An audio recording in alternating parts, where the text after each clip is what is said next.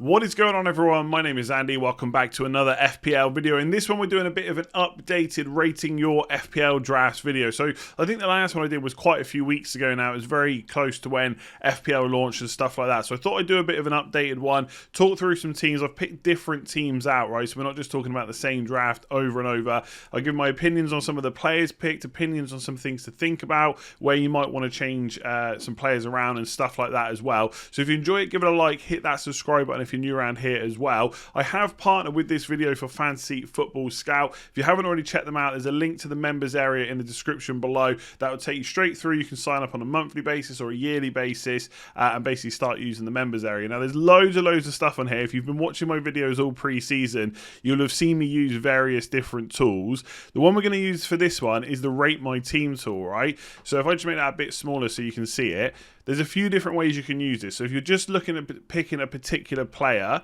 you can just click on players on the left, and then you've got all the players that are listed to score the most points over a certain amount of game weeks. So it's automatically listed as the first 6 game weeks, but you can make that smaller, bigger. You can look at the first 4, first 8, whatever you might want to do. The other thing is to build a team. So you can click on this button here and you can start adding players to your team and seeing what score you get, and then seeing how moving around certain players changes that. Here's one I did earlier, right?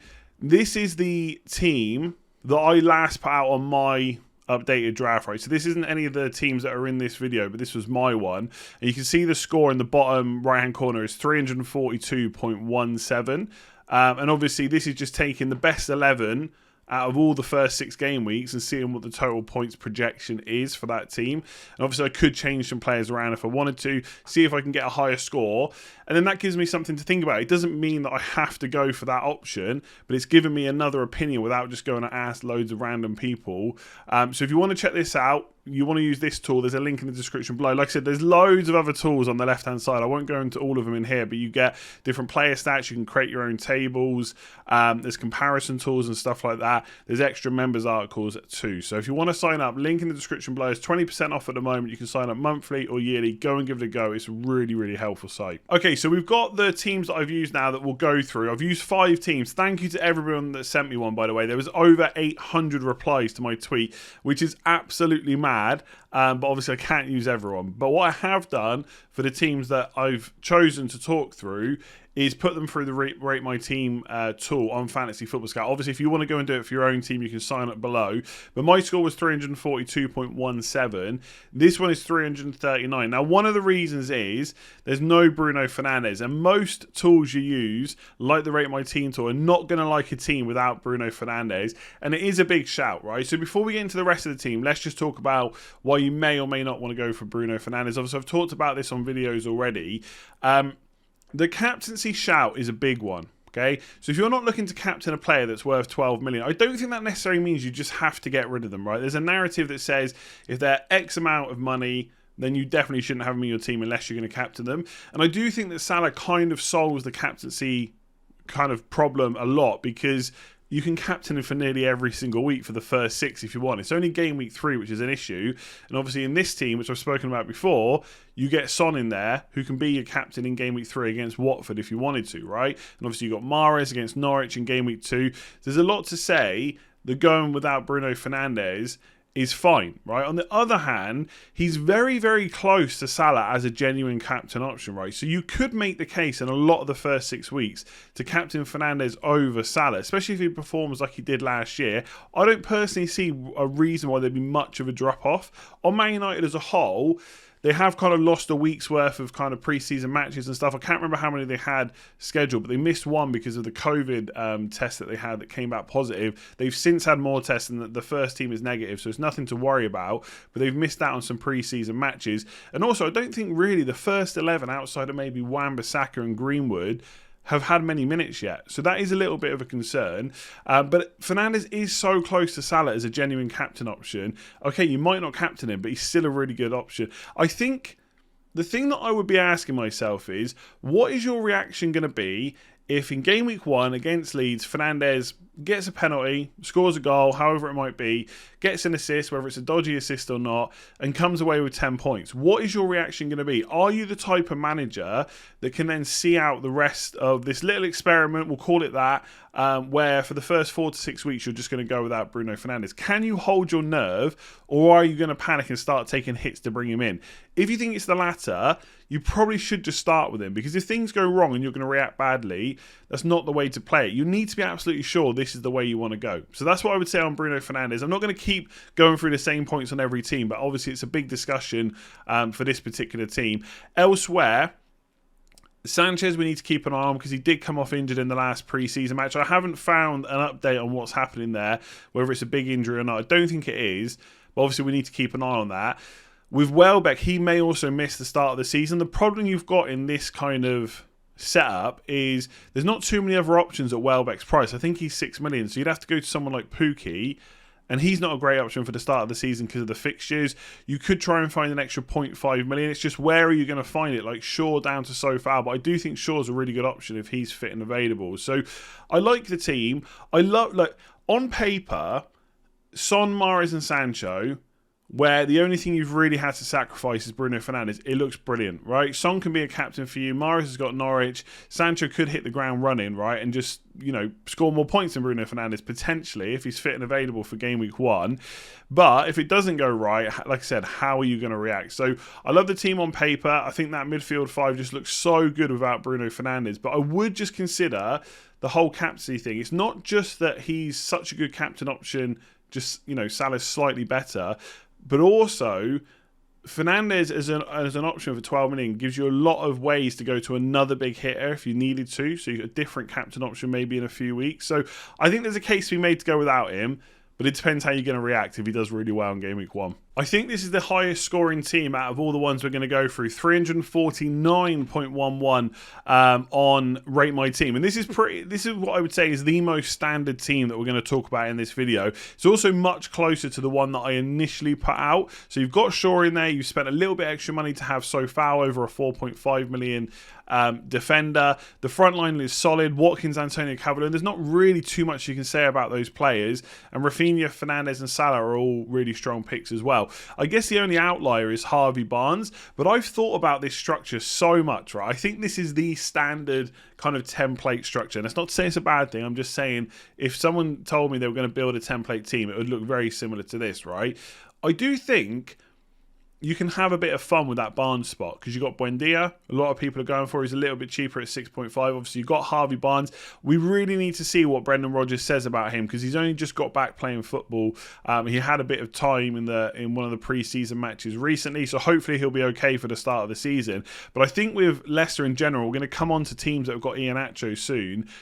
I don't think we can be completely sure about how they're going to play and also which personnel play because Dak is scoring in pre-season as well, who could play up front potentially instead of Iheanacho. Maybe if they only play one through the middle, it's still going to be Jamie Vardy. So there's still a lot up in the air about Leicester, which is my only concern with Barnes. But there's a lot of players around that price that don't necessarily stick out as the best option, but you could go for a little punt there on someone that you just fancy, you think is a good option. You're not really worried about what the Rate My Team says or what other people say. You just want to go for them. And I think in a team like this, which is so solid with all the picks it's got, then yeah, happy days. Go for someone like Barnes. I'm very interested in him if he keeps playing and they play a formation which he's obviously going to play in. So that's one thing to think about. I really do like so far. I think he is the best 5 million. Again, Sanchez we'll have to keep an eye on.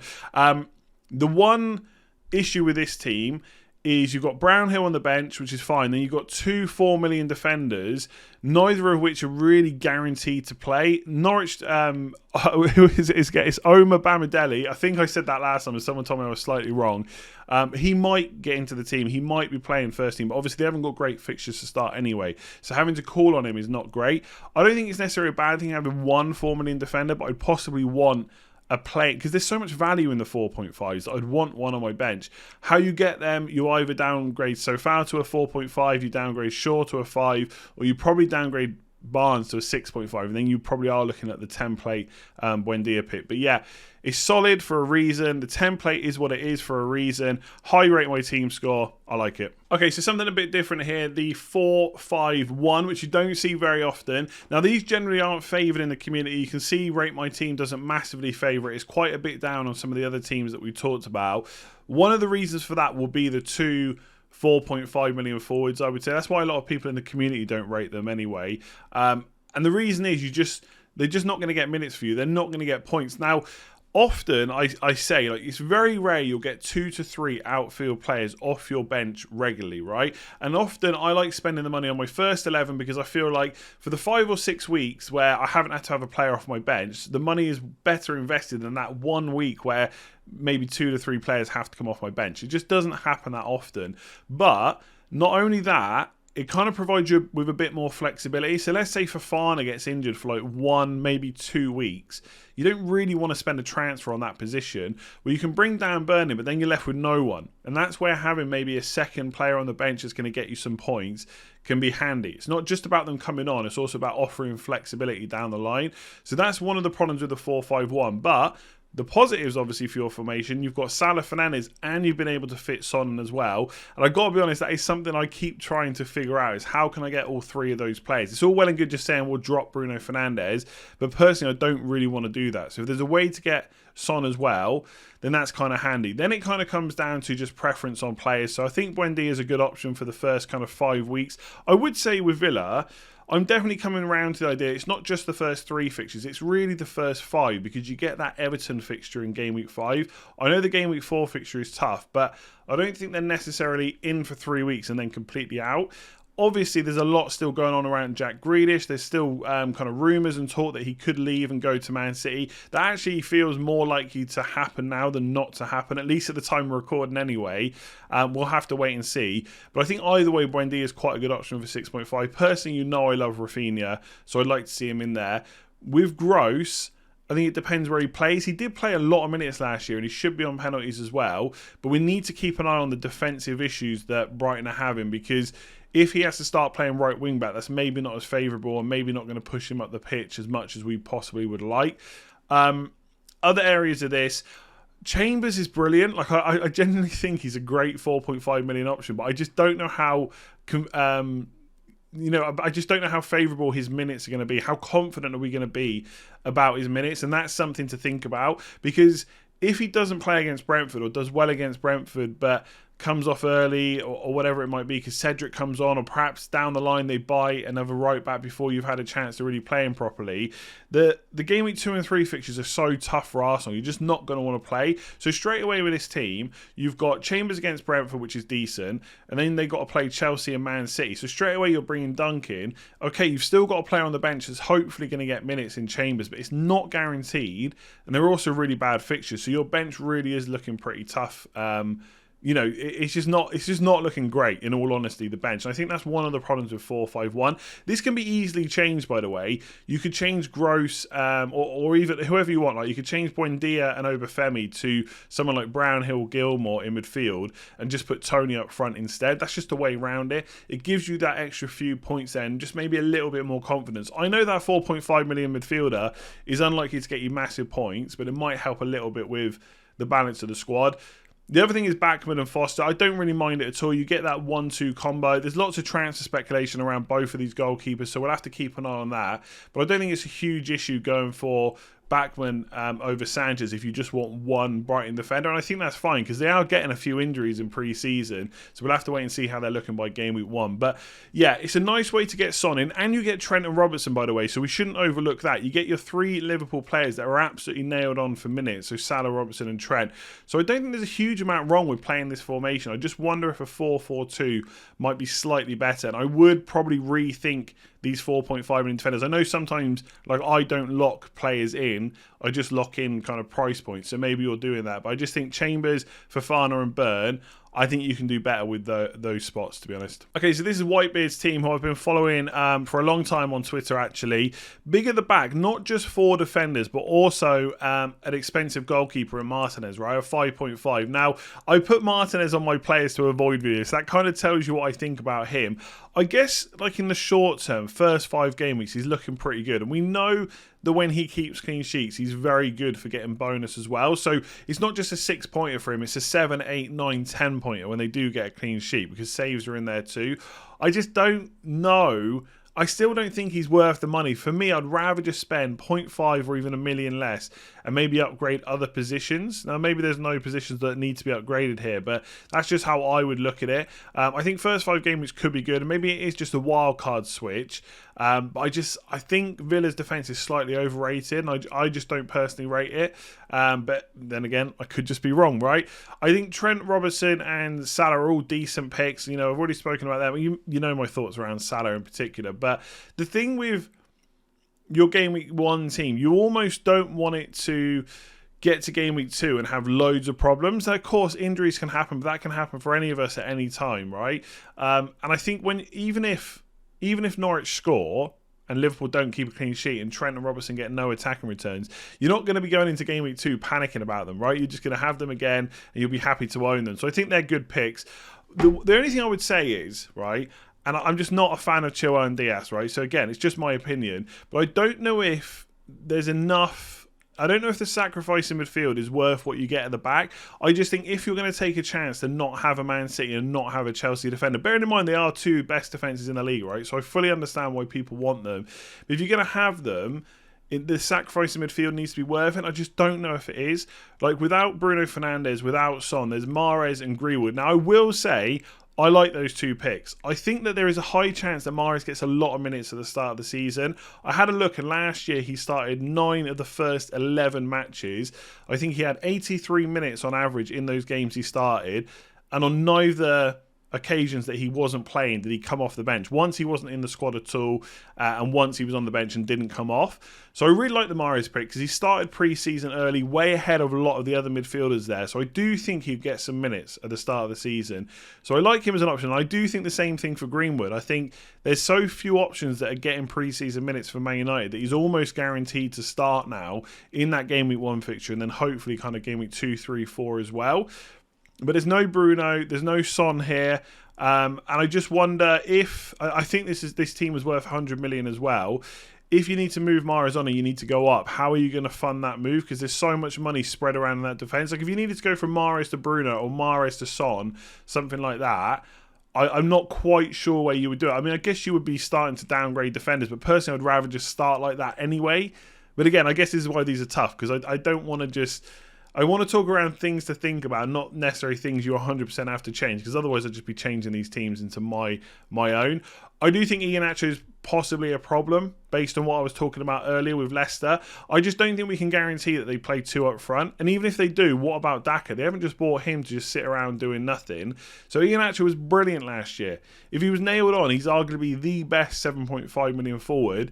I just don't think he is. But it's obviously an easy switch. Antonio, Wilson, etc. are all there at 7.5 million, bearing in mind fitness and stuff like that. And Llorenti's an interesting pick. I don't think it's necessarily a bad pick over Ayling. I do prefer Ayling myself. I do wonder if Firpo on the left side will be worth the extra 0.5, but I don't personally think it's worth starting with him. I think it's a wait and see. And if he is way more attacking than Ayling, maybe we can make that switch later on. So I like the team. Tony's a great pick for 6.5. We know how good Watkins is.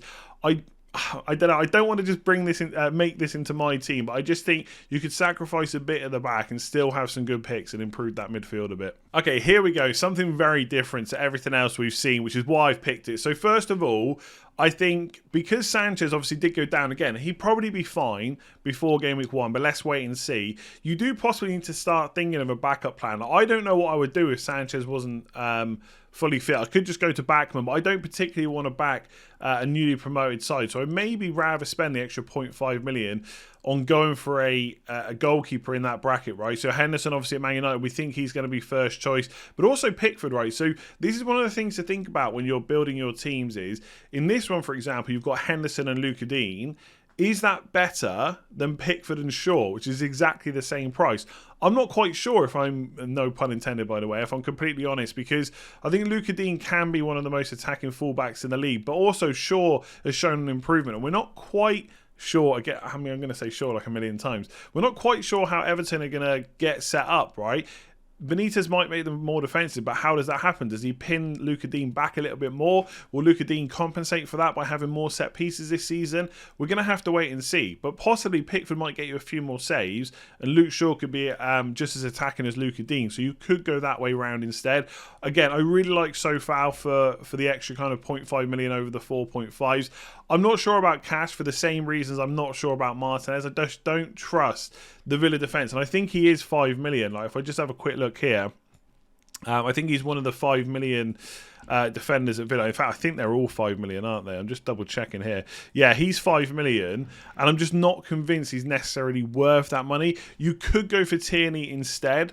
The only thing with Tierney is he is a bit of an injury risk, a bit like Antonio, and I know that from owning him last year, but Brentford in the first game, and then Arsenal got some really good fixtures from Game Week 4 onwards, so you could either start with Cash and switch to Tierney, or start with Tierney but have a backup plan for Game Week 2 and 3 where maybe you bring off or bring on one of your players from the bench like Lowton. Again, similar to the 4-5-1 that we looked at earlier, you've still got two cheap attacking players that are probably both going to get you minutes, Brownhill and Romeo at Southampton, but obviously they're not going to get you as much as maybe a 4.5 million defender would, which is why 3 at the back is so good. But it's difficult to redistribute the cash because you've got Aubameyang out front. Now, Aubameyang's actually getting quite a few pre-season minutes for Arsenal, so maybe he'll hit the ground running, right? I think Arsenal have got that Brentford game, which could be decent, but then you are looking to maybe switch, and I've checked, this team's 99.5 million, so what is the backup plan to Aubameyang? That's what I would want to know. Yes, for Brentford, he could be great, but Game Week 2 and 3, it's going to be extremely difficult. You haven't got the cash to go to Harry Kane, which might be something that you're thinking about. So what do you do with Aubameyang for Game Week 2 and 3? And that's probably why I would avoid him. Again, you could go 4-4-2. You could put that Aubameyang money into Mahrez, have another million to spend, maybe upgrade cash to like a Luke Shaw, whatever it might be. You can do loads of different things. So I don't hate Aubameyang. Like, again, I don't want to just make these teams exactly like mine, but Arsenal's Game Week 2 and 3 are just that bad. Like, if I look at them now, Brentford decent, plus you get a Friday night player, but then it's Chelsea and Man City. Like, it just doesn't get any worse than that. But then it's Norwich, Burnley, Spurs, Brighton. The fixtures are a bit better. So if you've got a plan for Aubameyang, that's fine. If you don't, I would definitely think about what you're going to do. Because again, if I had Aubameyang and he blanks against Brentford on Friday night, then not only have I got to go the rest of the weekend annoyed by that decision, but then I've got to try and hold my nerve through Chelsea and Man City, knowing that the amount of points he's going to get there are going to be severely reduced. So that's what I think about when you're going for this. But the rest of the picks, Son, Salah, Watkins, Wilson, I like.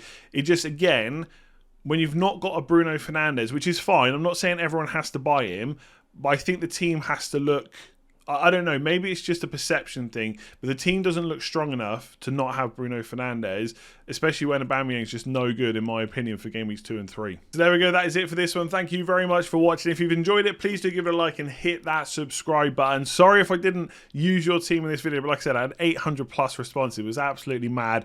We might do one more of these next week. If you're interested, let me know in the comments below. You don't need to send me your team right now. I'll ask for them on Twitter, but let me know if you want one more. I just don't know how much teams are going to change between this week and kind of next week. So yeah, let me know. If you haven't already checked out Fantasy Football Scout, make sure you do. Link in the description below. You can sign up to become a member, start using all their great members tools. Like I said, it's a monthly cost, or you can just play yearly, depending on which way you want to go. You can use the Rate My Team tool, which I've shown in this video, but there's loads of other tools you can kind of put together and use. Like, I really like the custom stats table. So if I want a midfielder, then I filter everything by midfielders for certain prices or whatever it might be, right? So there's loads of stuff in there. Go and check it out. I'll be back tomorrow with another video. Please do hit that like button, hit that subscribe button. We'll try and hit 200k by the start of the season, and I'll see you again soon.